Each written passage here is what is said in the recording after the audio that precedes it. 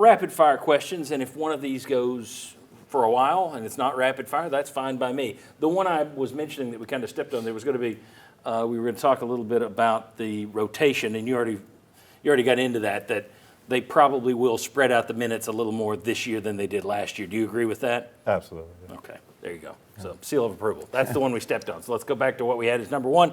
Who's more important to this team, Nate Ament or Jakobi Gillespie?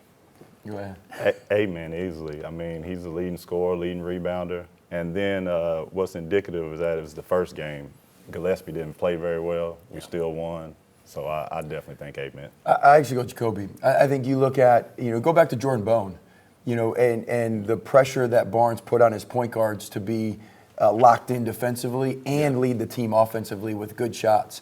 And it's different because Jakobi has been a really successful player at multiple stops. And he's going to have to score 15, 18 points for us to lead. But I think because he's had the ball in his hands so much, he's going to be the decision maker. He stops the ball defensively, like you mentioned earlier. I think it's going to be Jakobi.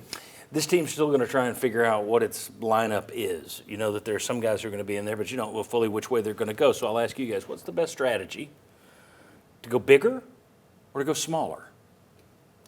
We're really big right now. I mean, Amen's playing the 3, right? So, and he's huge. I want to see him at the 4 some. I think he's a real mismatch at the 4. I know that's going to take us having 2 extra guards, in addition to Gillespie playing well, because someone's got to play the 2 and the 3 if he goes to the 4.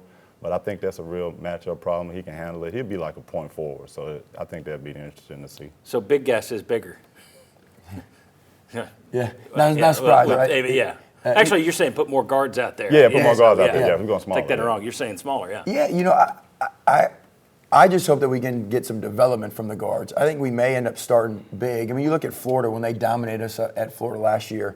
It was inside, and then that allowed their guards to grow. I think early on, playing big to allow Nate's body to develop and get used to the physicality at the 3, as opposed to starting him at the 4 where he's getting beat up on and it becomes a long season. I think this team, as long as we can get some guys to continue to knock down perimeter jump shots, I think it gives us some flexibility to where we can play big or play small.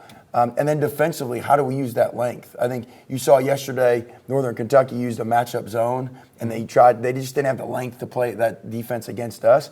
But we've got the ability to switch up some defense, and length can really bother shooters. If we can get out there and keep guys and they're shooting from deeper out, and then because we've got depth on the inside, if guys do get by us and we get some fouls against us, it's next man up on the interior.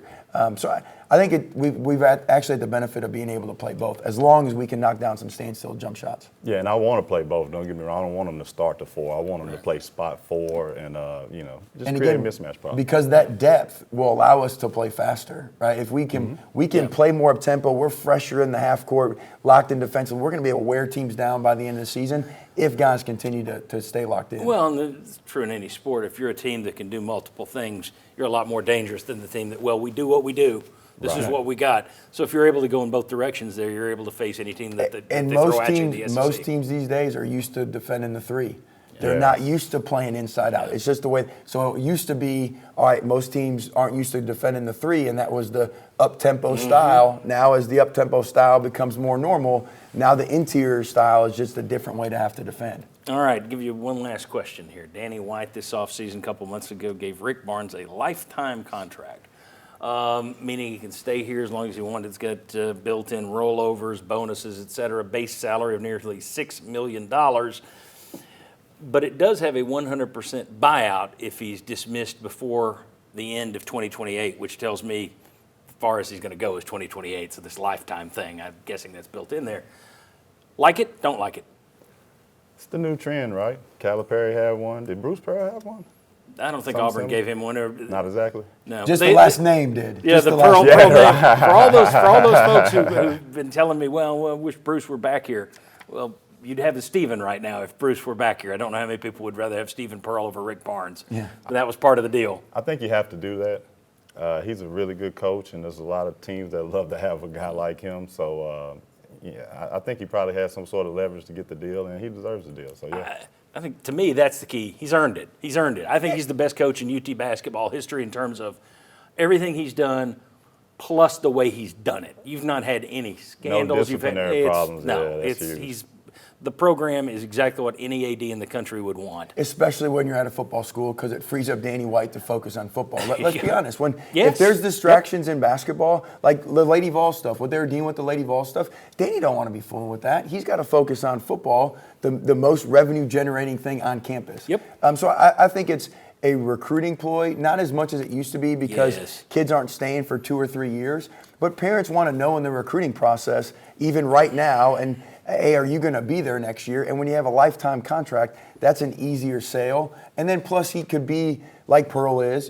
Pearl's around the program right now. Yeah. And so even if when Barnes transitions out, I could see a place for him within the athletic department where he's still kind of that involved in the program in some way. Very good. Mark Pancratz, great to have you. Isiah, great to have you back, my friend.